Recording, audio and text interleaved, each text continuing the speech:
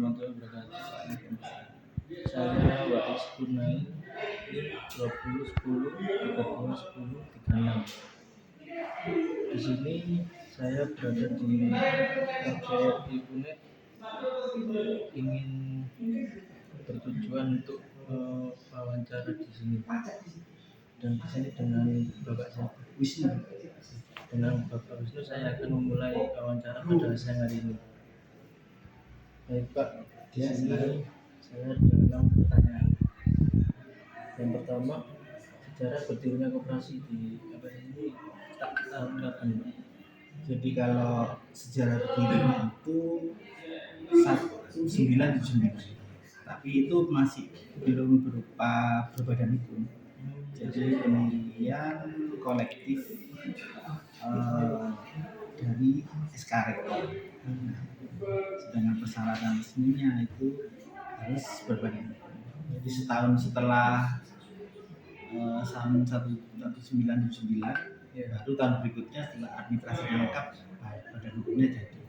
Jadi kalau secara badan hukum 1980. Untuk yang kedua, jumlah anggota dan struktur organisasi di sini bagaimana Pak? Jadi struktur organisasi kalau di koperasi itu berbeda dengan perusahaan lain, karena di sini itu kalau secara struktur nomor 1 itu disebut anggota atau rapat anggota. Tapi secara hierarkinya nomor pertama itu pengurus dan pengawas. Jadi setelah ini nomor 1 pengurus dan pengawas, di situ ada ketua, ada wakil, bendahara, terus pengurus bidang usaha. Sedangkan di samping pengurus itu ada pengawas, tugas mengawasi pengurus. Nah, di bawah ini itu yang disebut namanya pengelola.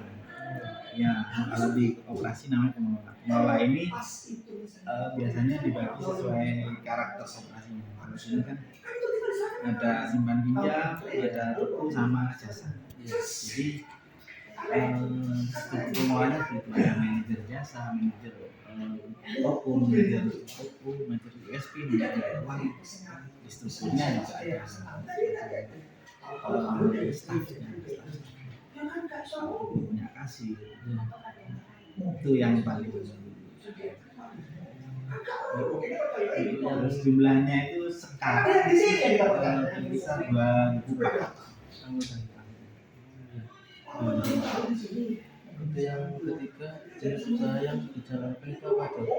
Kita punya 3 jenis unit usaha ya. 1 pertokoan, 2 itu simpan pinjam, 3 jasa. Jasa ini sewa, pembayaran SPP, semua proses jasa. Untuk yang keempat, sistem pembagian SHU, sistem usahanya itu gimana? Ya, sistem pembagian SHU sesuai dengan istilahnya aturan di perkopasian dibagi tiap tahun kepada seluruh anggota. Hanya saja anggota ini kan ada anggota yang sifatnya pengurus, anggota pengelola, juga anggota pengurus. Bedanya kalau anggota pengelola, anggota pengurus ini mendapatkan hak lebih besar karena dia yang mengelola. Kalau anggota yang umum itu berapa persen itu dibagi. Dan SHU itu kan semacam laba tahunan ya.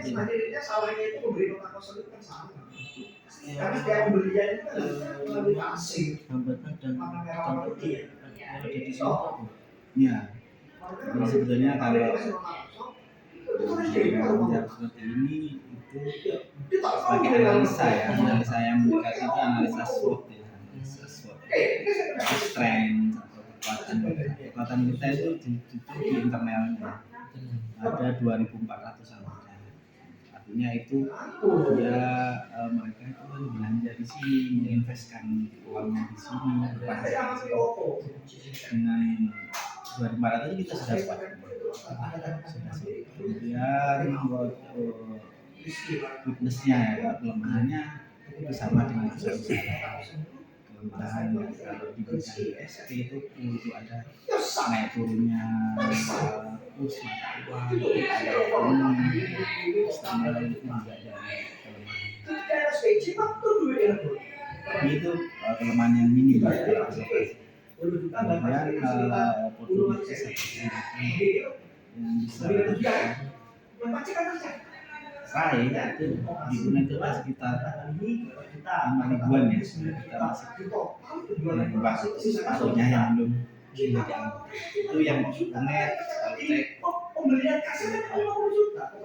T, belum lagi masyarakat ini kita masih belum melakukan ekspansi jabatan. Banyak sekali peluang kita. Kalau T anyamannya tentunya sama, anyamannya itu ada perubahan yang kita tidak bisa terkontrol, keuangan atau perubahan barang yang drastis, itu yang menjadi ajaran sebenarnya keuangan.